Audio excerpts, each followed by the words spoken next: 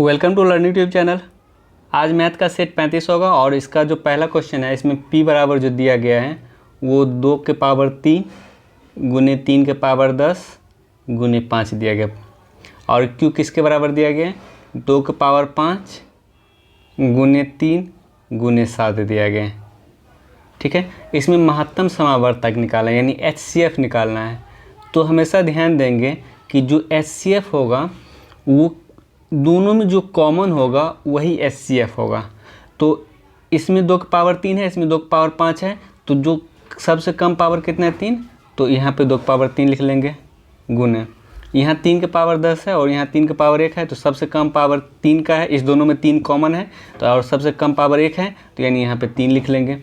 और कोई चीज़ कॉमन मिल रहा है और कोई चीज़ कॉमन नहीं मिल रहा है, तो जो इसका HCF होगा वो 2 की पावर 3 गुने 3 यानी इसका जो आंसर होगा ऑप्शन नंबर बी हो जाएगा, यानी 3 गुने 2 की पावर 3 हो जाएगा। अगर यही LCM का बात करता कि इसका LCM कितना होता, तब हम क्या करते हैं, जो मैक्सिमम पावर यानी कॉमन जो रहता और मैक्सिमम पावर जो रहता वही हम लेते हैं। 2 की पावर 3 और 2 की पावर 5 में से इस दोनों में से मैक्सिमम पावर कितना है 5, तो 2 की पावर 5 लिख लेते हैं गुने इस 3 के पावर 10 गुने 3 के पावर 1, इसमें से मैक्सिमम पावर कितना है 3 के पावर 10, तो 3 के पावर 10 लिख लेते हैं। फिर गुने यहाँ पे 5 है, यहाँ पे 7 है, यानी कॉमन लेने के बाद इस दोनों में जो मैक्सिमम पावर कॉमन होगा उसको लेने के बाद जो बच जाएगा उसको भी लिख लेना है। तो अब मेरे पास 5 बच गया तो 5 को भी लिख लेना है और ये 7 बच गया तो 7 को भी लिख लेना है। यानी LCM जब निकालना रहेगा तो मैक्सिमम पावर यानी दोनों में जो मैक्सिमम पावर कॉमन होगा उसको लिखने के साथ बचा हुआ संख्या जो बचेगा उसको भी लिख लेना है। लेकिन HCF में क्या करना है, तो जो लिस्ट पावर होगा यानी जो सबसे दोनों में कॉमन में जो कम पावर होगा उसको लिखना है, केवल कम पावर वाला को लिखना है। तो जो इसका आंसर होगा ऑप्शन नंबर बी हो जाएगा। नेक्स्ट सवाल आते हैं। त्रिभुज ABC के अंतर्वृत्त का केंद्र O है और एंगल BOC 110 डिग्री दिया गया है। तो अंतर्वृत्त का केंद्र O यानी अंतर्वृत्त का केंद्र कब बनता है, जब कोण का द्विभाजक O पर मिले।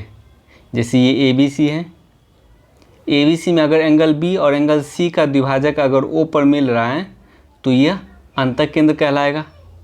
और जब दो कोण का द्विभाजक O पर मिलता है तब क्या फार्मूला होता है, एंगल BOC बराबर 90 degree plus half of angle A। ठीक है, ये कब होता है, जब एंगल B तथा एंगल C का द्विभाजक O पर मिले, एंगल B तथा एंगल C का द्विभाजक O पर मिले। और अंतर्वृत्त में क्या होता है कि जब कोण का द्विभाजक जहाँ मिलता है वही अंतर्वृत्त का केंद्र बनता है। तो इसमें BOC 110 डिग्री दिया गया है, ये 110 डिग्री दिया गया है, तो यहाँ से हमें क्या निकालना है, एंगल A निकालना है, BAC यानी एंगल A निकालना है। तो हम ये फार्मूला पे पुट कर देंगे, BOC 110 डिग्री दिया गया है plus equal to 90 plus half of angle A यानी एंगल A निकालना है, ये 90 इधर आएगा तो 20 equal to half of angle A, तो एंगल A इजिकल टू कितना हो जाएगा 20 दूना 40। तो ये फार्मूला कब यूज करना है, जब अंतः केंद्र का बात कहे या फिर कोण B और कोण C का द्विभाजक O पर मिले। तो क्योंकि कोण B और कोण C का द्विभाजक अगर O पर मिलेगा तो वही अंतः केंद्र भी बन जाएगा। तो अंतः केंद्र का बात करें चाहे ये लैंग्वेज लिखा रहे हैं, तो दोनों में हम लोग ये फार्मूला यूज करेंगे, एंगल BOC बराबर 90 degree plus half of angle A। अब नेक्स्ट सवाल देखते हैं। त्रिभुज ABC समबाहु त्रिभुज है जिसमें AB और AC PQ पर दो ऐसे बिंदु है कि PQ समानांतर BC, यानी त्रिभुज ABC है, इसमें AB और AC पर PQ इस प्रकार है कि PQ जो है वो BC के समानांतर है। हम लोग एक में पढ़े थे कि अगर दो भुजा के मध्य बिंदु को मिलाने वाली रेखा तीसरी भुजा के समानांतर तथा उसकी आधी होती है, तो इसका मतलब PQ का लंबाई 5 दिया गया है, तो इसका मतलब BC का लंबाई 10 हो जाएगा, क्योंकि दो भुजा के मध्य बिंदु को मिलाने वाली रेखा तीसरी भुजा के समानांतर तथा उसकी आधी होती है, तो ये 10 हो जाएगा। जब ये 10 होगा तो ये एक समबाहु त्रिभुज है ABC, तो ये लंबाई भी 10 होगा और ये लंबाई भी 10 होगा। ठीक है, तो अब ये मध्य बिंदु पे जब है तो इसका मतलब ये 5 5 पे हो जाएगा, ये 5 5, ये भी 5 और ये भी 5। तो हमें क्या चीज़ पूछ रहा है, त्रिभुज APQ का क्षेत्रफल कितना होगा, यानी ये APQ में तीनों भुजा 5-5 सेंटीमीटर का है, तो इसका मतलब हम कह सकते हैं यह एक समबाहु त्रिभुज है APQ। तो जो एरिया ऑफ APQ होगा वो समबाहु त्रिभुज का क्षेत्रफल क्या होता है, √3/4 गुने भुजा स्क्वायर, यानी √3/4 गुने भुजा के बदले में कितना आ जाएगा 5, यानी 5 गुने 5, यानी कितना हो जाएगा 25/4 √3, यानी इसका जो आंसर होगा ऑप्शन नंबर बी हो जाएगा।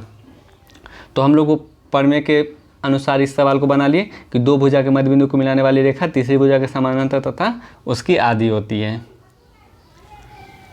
अब नेक्स्ट सवाल देखते हैं। कोई संख्या जब 175 से विभाजित किया जाए तो 132 शेष बचती है, उसी संख्या को 25 से विभाजित किया जाए तो कितना शेषफल बचेगा। हम लोग नंबर सिस्टम में पढ़ चुके हैं ये सवाल कि अगर 175 का मल्टीपल ये दिया गया है तो 175 का ही मल्टीपल है, गुणनखंड है गुणनखंड है 25, तो 175 का अगर 25 गुणनखंड है तो कुछ नहीं करना है, इस 100 शेष को ही 25 से डिवाइड कर देंगे।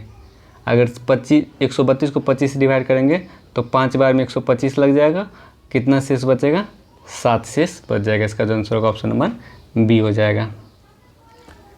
नेक्स्ट सवाल देखते हैं। 20 परीक्षण का जो औसत है वो 75 है। हाँ, उनमें से बाद में पता चला कि 97 की जगह 79 लिख लिया गया, यानी लिखना था 97, क्या लिख लिया गया 79 लिख लिया गया। इसका मतलब हम लोग कितना कम लिखे हैं, यानी 97 में 79 यानी 18 कम लिखे हैं, 18 कम लिखे हैं। ये 18 हम संख्या में कम लिखे हैं, तो औसत में कितना कम लिखे हैं, तो 20 टोटल संख्या, तो हम 20 से डिवाइड कर देंगे, यानी 0.9 हम लोग कम लिखे हैं। यानी 97 की जगह अगर हम 97 लिखे हैं तो इसका मतलब हम लोग 18 कम लिखे हैं।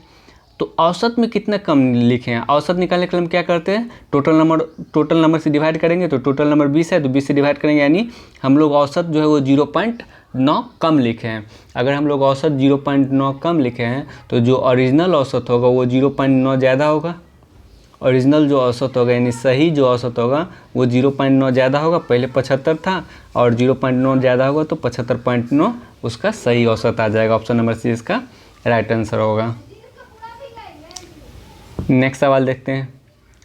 देखिए, इस टाइप का सवाल बनाने के लिए क्या करना है, कुछ नहीं करना है, जहाँ पे योग, जैसे कहने का मतलब है अगर साइन थीटा बराबर कॉस थीटा दिया गया है, साइन अल्फ़ा बराबर कॉस बीटा दिया गया है, साइन अल्फ़ा बराबर कॉस बीटा, ठीक है। तो साइन अल्फ़ा, इस कॉस को अगर हम साइन में बदलेंगे तो ये एंगल को 90 में से घटाना पड़ेगा, 90 माइनस बीटा।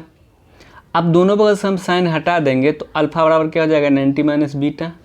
तो अल्फ़ा, ये बीटा इधर आएगा तो प्लस बीटा बराबर 90 डिग्री, यानी साइन अल्फ़ा और कॉस बीटा बराबर हो जाता है कब, जब अल्फ़ा प्लस बीटा 90 डिग्री होता है। यानी जब अल्फ़ा प्लस बीटा 90 डिग्री होता है तो हम क्या कह सकते हैं, साइन अल्फ़ा यानी साइन थीटा कॉस थीटा बराबर हो जाएगा। उसी तरह टेन कॉट भी बराबर हो जाएगा, सेक कोसेक भी बराबर हो जाएगा। तो हम क्या देखेंगे, जहाँ भी 90 डिग्री होगा वहाँ पे उस दोनों को बराबर कर देंगे। जैसे यहाँ पे इस दोनों का योग 90 है तो ये दोनों कट के 1 हो जाएगा। जहाँ भी 90 डिग्री दिखे उसको काट के 1 कर देना है। जैसे ये 10 11 79 प्लस उसके बाद है 2 है, ये 2 तो लिख लेते हैं। 10 11 और 79 इस दोनों को जोड़े हैं तो 90 हो रहा है, 11 और 79 को, तो इसको 1 बना देना है। फिर 31 और 59 को जोड़ रहे हैं तो ये दोनों 90 हो रहा है तो इसको भी 1 बना देना है।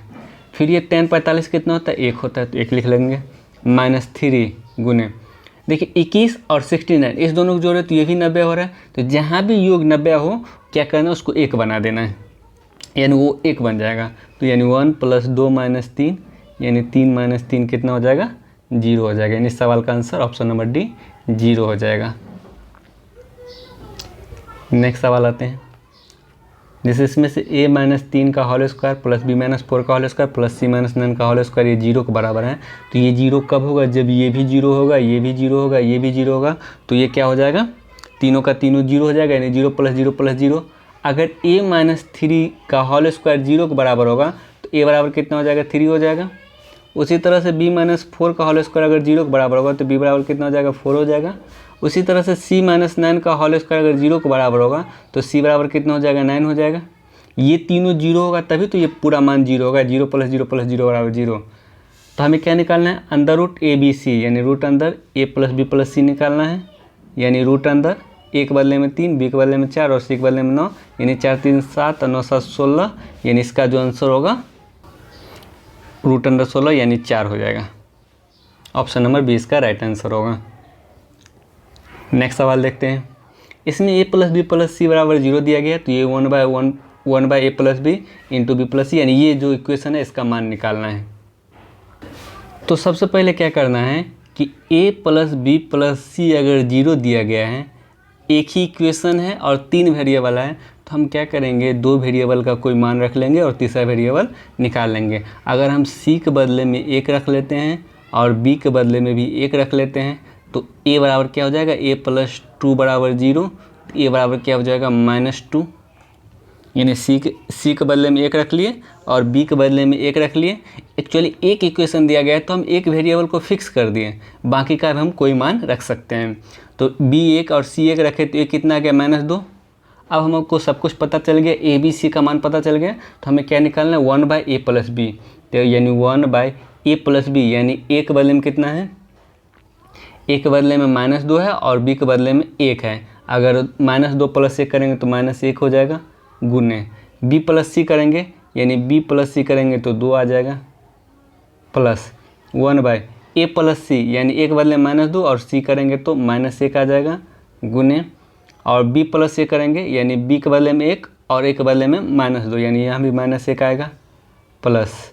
अब आते हैं 1/c प्लस ए, यानी c प्लस a करेंगे, यानी c के बदले में 1 है और a के बदले में -2 है, तो यानी -1 आ जाएगा, दोनों को जोड़ेंगे तो गुना c प्लस b, यानी c प्लस b करेंगे तो कितना आ जाएगा, 2 आ जाएगा। तो ये क्या आ जाएगा -1/2 प्लस ये माइनस गुने माइनस प्लस हो जाएगा, +1 -1/2, तो ये 1/2 और ये 1/2 मिलकर -1 हो जाएगा, अब +1, यानी इसका जो कैलकुलेशन आएगा वो 0 हो जाएगा। ऑप्शन नंबर बी इसका राइट आंसर होगा। अब नेक्स्ट सवाल देखते हैं।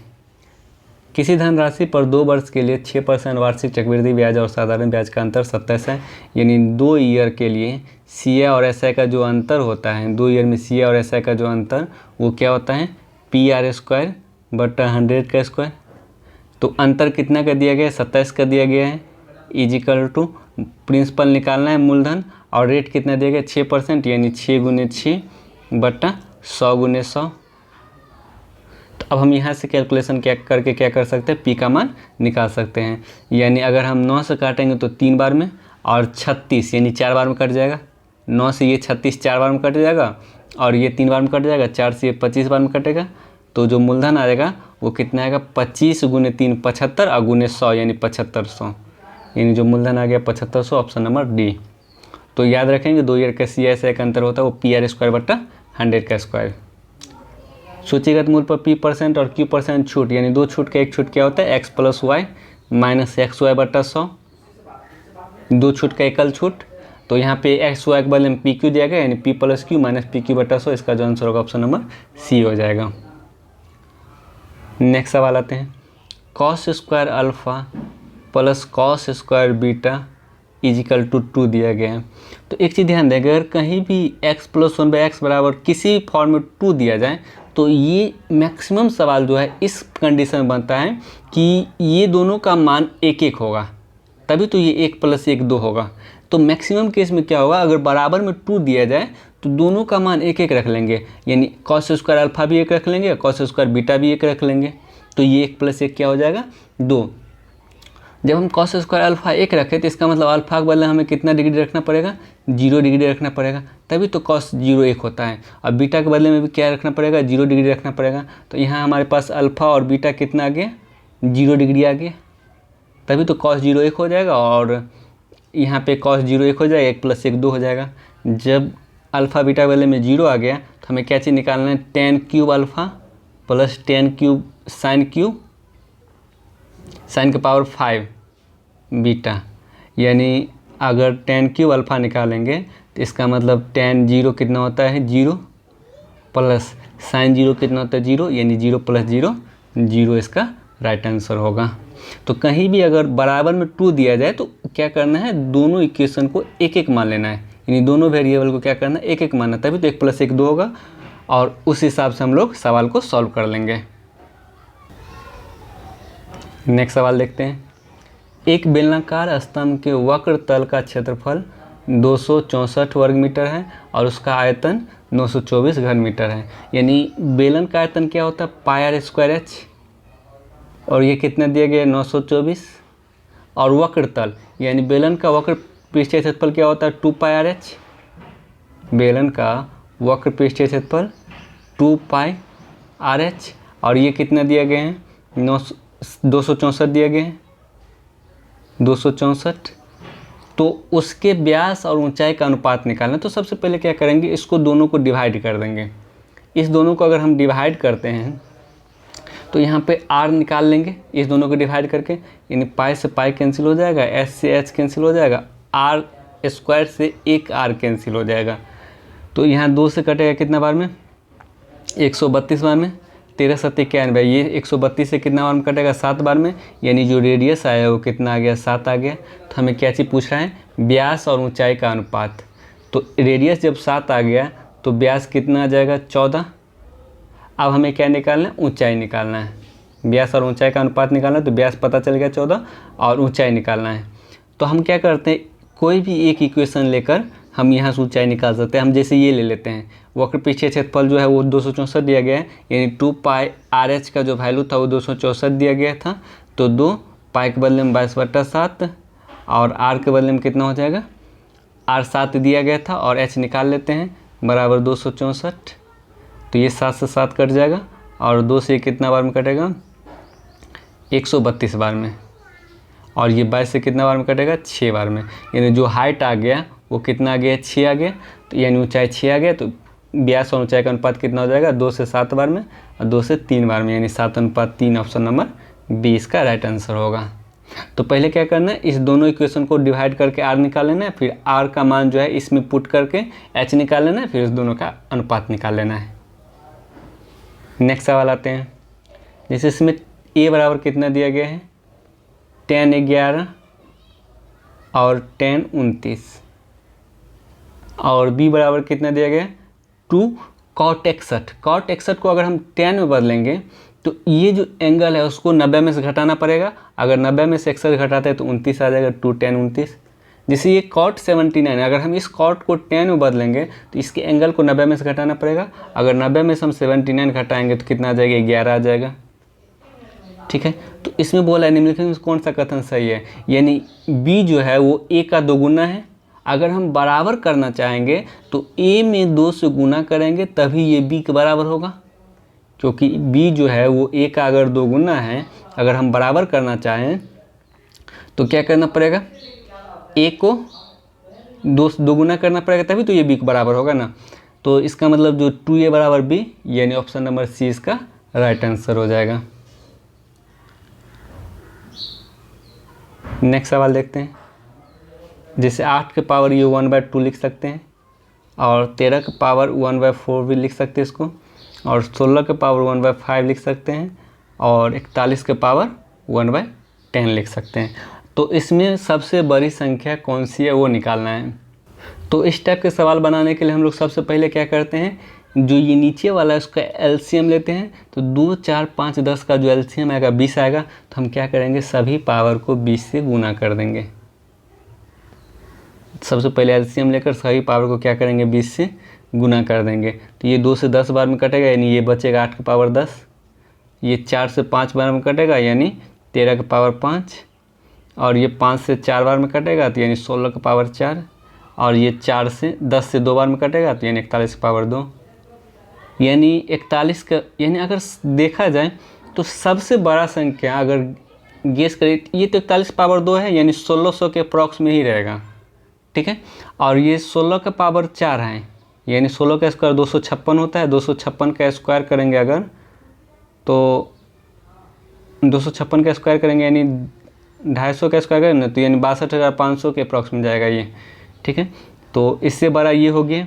अगर हम ये इसके बारे में देखें तो 13 का पावर 5 है, यानी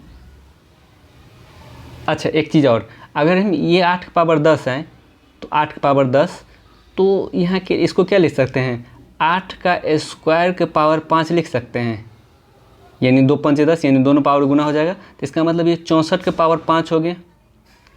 अगर ये 64 के पावर 5 हो गया तो यहाँ सीधे सीधे स्पष्ट हो जाता है कि यही बड़ा संख्या होगा, क्योंकि 13 के पावर 5 से बड़ा होगा 64 के पावर 5। 16 के पावर 4 से भी ये बड़ा हो जाएगा 64 के पावर 5, क्योंकि 16 से भी बड़ा है और पावर में भी बड़ा है, तो यानी इसका मतलब सबसे बड़ा संख्या होगा वो 8 के पावर ये 2 रूट स्क्वायर रूट 8 हो जाएगा, इसका ऑप्शन नंबर डी। नेक्स्ट सवाल देखते हैं। अब इसमें दिया गया कॉस स्क्वायर थीटा बटा cot square theta minus cos square theta बराबर 3 दिया गया है। तो इसमें थीटा का मान क्या होगा निकालना है, यही निकालना है। तो इसमें क्या करेंगे, हम लोग ऑप्शन से कोई मान पुट कर देंगे। तो अगर हम ऑप्शन से कोई मान लेना चाहें, इसमें पुट करना चाहें, अगर 30 डिग्री रखेंगे तो कॉस 30 होता है √3/2, यानी थोड़ा सा कैलकुलेशन टफ हो जाएगा। तो हम क्या करते हैं 60 डिग्री ले लेते हैं, 60 डिग्री पर रख के चेक करते हैं, अगर नहीं हुआ तो फिर 30 डिग्री भी रख के चेक करेंगे।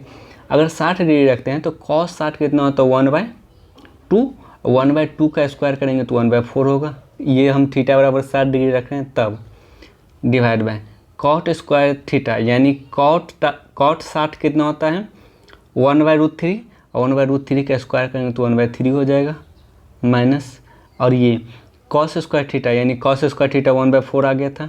अगर हम इसका कैलकुलेशन करेंगे तो 1/4 ये होगा, नीचे ये 12 एलसीएम आ जाएगा, 4 इधर जाएगा और 3 उधर जाएगा, यानी 4 में से 3 गए 1/12, यानी इसको लिख सकते हैं 1/4 × 12, ये 12 ऊपर जाएगा तो यानी 4 से 3 बार में, यानी इसका कैलकुलेशन करके 3 आ गया। तो इसका मतलब थीटा का जो मान होगा वो 60 डिग्री होगा।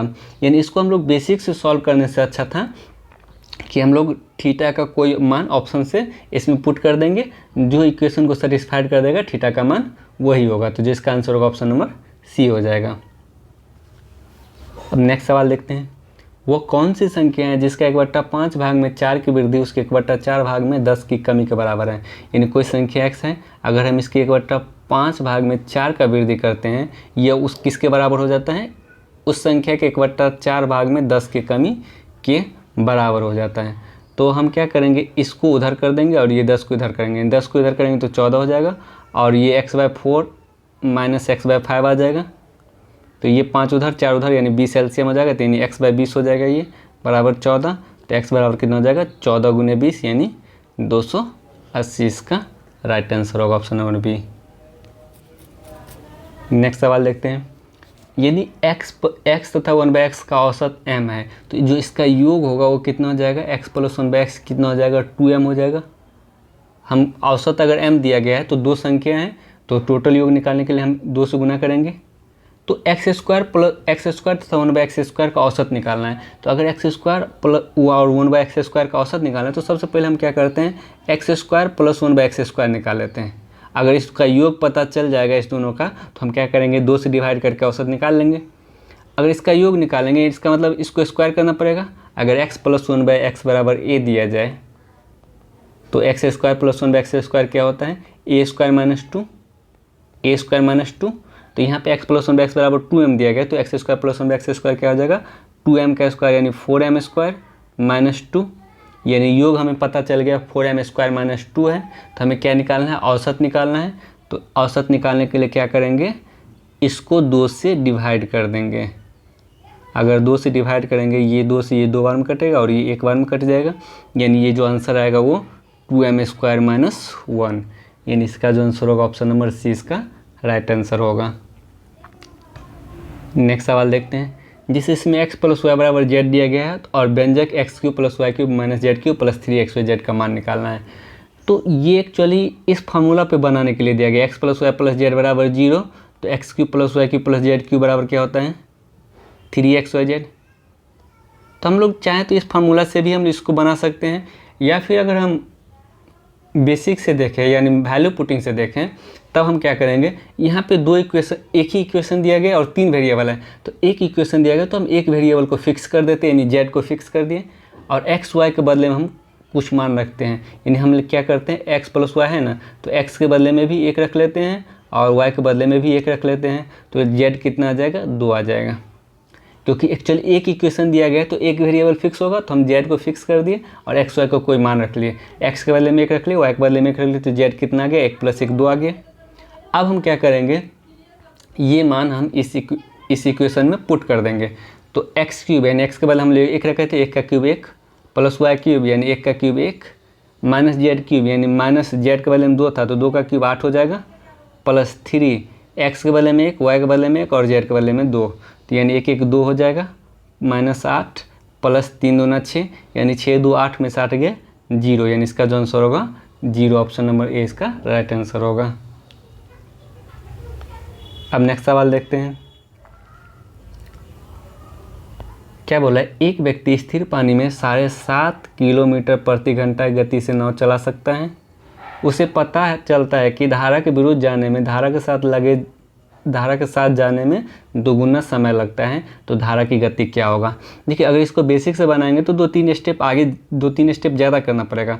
अगर हम इसको शॉर्टकट बनाएंगे तब क्या करना पड़ेगा, देखिए जैसे धारा के विरुद्ध जाने में धारा के साथ जाने में दोगुना समय लगता है, इसका मतलब अगर चाल आधा होगा तो समय दोगुना होगा, चाल आधा होगा तो क्या होगा, समय दोगुना होगा।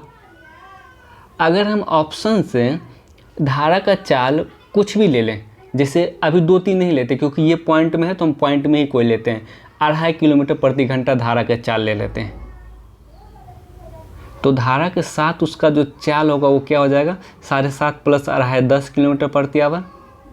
और धारा के विरुद्ध उसका चाल क्या होगा, 7.5 में से 2.5 जाएगा 5 किलोमीटर पर आवर। तो धारा जो चाल था वो आधा हो गया, तो इसका मतलब समय दोगुना लग जाएगा ना, तो इसका मतलब जो इसका आंसर होगा ऑप्शन नंबर सी होगा। अगर बाकी कोई भी ऑप्शन लेने पे आपको दोगुना नहीं हो पाएगा, चाल दोगुना नहीं हो पाएगा, एक ही ऑप्शन अगर सी ऑप्शन से ही चाल दोगुना हो रहा है, जब चाल दोगुना हो रहा है यानी चाल आधा हो रहा है तो समय दोगुना हो जाएगा, तो जो इसका आंसर होगा ऑप्शन नंबर सी इसका राइट आंसर होगा। नेक्स्ट सवाल, जैसे a² + b² + c² equal to 2 × a - b - c - 3 दिया गया है। ठीक है, तो इस सवाल को बनाने के लिए क्या करना पड़ेगा, इस पे ध्यान दीजिएगा।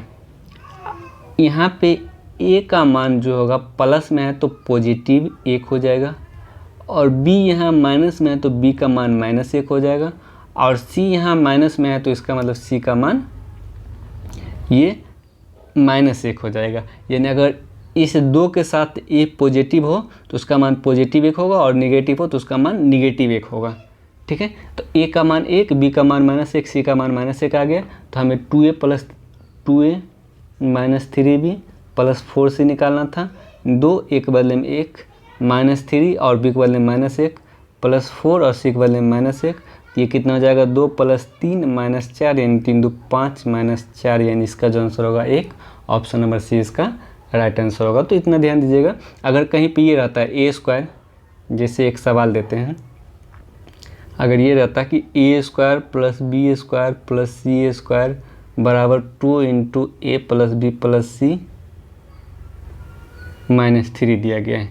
ठीक है, तो अगर यहाँ पे ABC का मान पूछे तो ये a के बदले में पॉजिटिव है तो +1, b भी पॉजिटिव है तो +1, c भी पॉजिटिव है तो +1। अगर यहाँ c के बदले में माइनस रहता तो इसका मतलब c -1 हो जाता, यानी जो चीज़ पॉजिटिव रहे 2 के साथ वो +1 होगा उसका मान, और जो चीज़ निगेटिव है उसका मान -1 होगा। अब नेक्स्ट सवाल आते हैं। ABCD एक समचतुर्भुज है जिसकी भुजा AB 4 सेंटीमीटर लंबी है। पहले ABCD एक समचतुर्भुज बना लेते हैं, और इसका जो भुजा दिया गया वो 4 सेंटीमीटर का दिया गया है, और ABC 120 डिग्री, यानी ये जो एंगल है वो 120 डिग्री दिया गया है, ये 120 डिग्री दिया गया है। तो विकर्ण BD की लंबाई ज्ञात करें। देखिए एक चीज़ इसको याद रखेंगे, अगर समचतुर्भुज का बात करें, एक एंगल 120 डिग्री या 60 डिग्री का बात करें, तो जो एक विकर्ण का लंबाई पूछेगा वो भुजा की लंबाई के बराबर होगा। यानी BD की लंबाई पूछ रहा है ना, तो भुजा 4 दिया गया तो BD की लंबाई भी 4 होगा। कैसे होगा वो देख लेते हैं। जैसे विकर्ण क्या होता है, समचतुर्भुज का जो विकर्ण क्या होता है, एक दूसरे कोण को विभाजित करते हैं। ये पूरा 120 था तो ये 60 और ये भी 60 होगा। उसी तरह से और समचतुर्भुज में क्या होता है, आमने सामने का कोण बराबर होता है। यानी ये A है तो ये भी A हो जाएगा, और ये B है तो ये भी B हो जाएगा।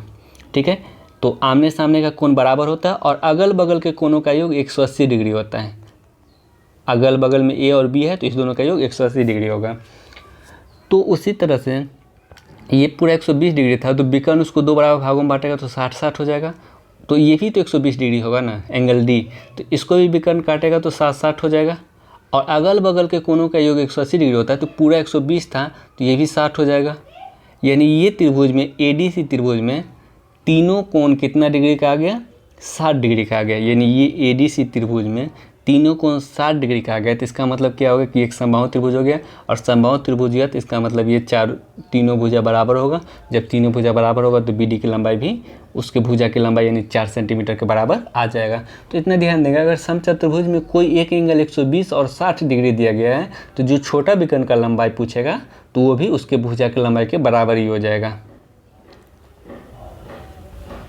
नेक्स्ट सवाल आते हैं। एक शंक्वाकार तंबू के आधार की त्रिज्या 16 मीटर है। यदि तंबू बनाने के लिए इतना वर्ग मीटर कैनवास की आवश्यकता पड़ी तो तंबू की तिरछी ऊंचाई कितनी होगी। यानी जो तंबू बनाने में कैनवास का जितना कैनवास का जरूरत पड़ेगा वो उसके वक्र पृष्ठीय क्षेत्रफल उसका जितना होगा उतना ही कैनवास का जरूरत पड़ेगा। तो तंबू का वक्र पृष्ठीय क्षेत्रफल क्या हो जाए, शंकु का आकार का, और शंकु का वक्र पृष्ठीय क्षेत्रफल पाई आर एल, और ये किसके बराबर है, कैनवास का लंबाई कितना दिया गया, 427.3/7 के बराबर दिया गया है। ठीक है, तो हम यहाँ से क्या करेंगे, पाई के बदले में 22/7 और आर के बदले में कितना, त्रिज्या 16 दिया गया है और एल निकालना है। और इसको अगर कैलकुलेशन करेंगे तो 749 और 3 52, 5 7 9 14 5 19 और 7 चौक 28 2 29, यानी 2992/7 आ गया। अब यहाँ से कैलकुलेशन करके हम लोग L का मान निकाल सकते हैं। ये 7 से ये 7 कट जाएगा, 11 से अगर हम काटेंगे तो 2 बार में, और 11 से 2 बार में 11 दूना 22, फिर 7, फिर 2 बार में। ठीक है, फिर 16 से 1 बार में, 16 8 16 से 1 बार में कटेगा तो 112 बचेगा, और 1 मिनट 16 से डायरेक्ट नहीं कट पाएगा, इसको हम लोग 8 से काट के देखते हैं। यानी 8 3 24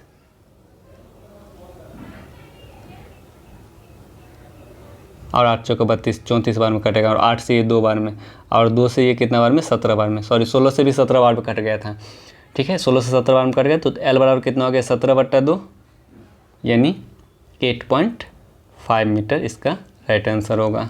तो जो इस सवाल का आंसर होगा 8.5, 18.5 ने 8.5 इसका आंसर होगा, यानी ऑप्शन नंबर डी इसका राइट आंसर होगा। इसका 8.5 कर लीजिएगा, ऑप्शन नंबर डी इसका राइट आंसर होगा। अब नेक्स्ट सवाल देखते हैं। अल्कोहल और पानी के 1 लीटर के मिश्रण में 30% पानी है। 1 लीटर, एक्चुअली सब मिलीमीटर में आंसर दिया है, तो 1 लीटर को अगर हम मिलीमीटर में बदलेंगे तो 1000 मिलीमीटर हो जाएगा। 1000 मिलीमीटर में अगर 30% पानी है तो इसका मतलब 1000 का 30% अगर हम निकालेंगे तो 300 हो जाएगा।